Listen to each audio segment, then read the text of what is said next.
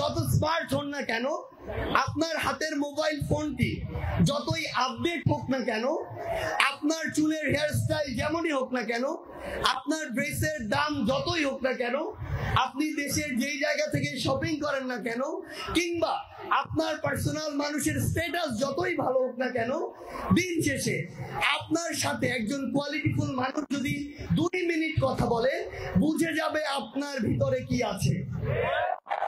আপনি আপনার বাহিরের বা বাহ্যিক কোনো কিছুকে, এই ইন্টারনাল কোয়ালিটিকে তুলনা করতে পারবেন না, ইমপ্রুভ করতে পারবেন না।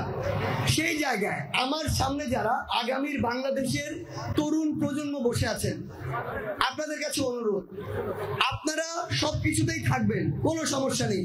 সময়ের প্রয়োজন রাস্তায় নামবেন, সময়ের প্রয়োজন বাংলা ব্লকেট করবেন, সময়ের প্রয়োজন ইট পাটকেল ছুঁড়ে মারবেন, সময়ের প্রয়োজন রাজপথে। এটাও মনে রাখতে হবে, স্টুডেন্ট অবস্থায় আমাদের প্রথম এবং প্রধান কাজটি হচ্ছে আমাদের পড়াশোনা ঠিক রাখা।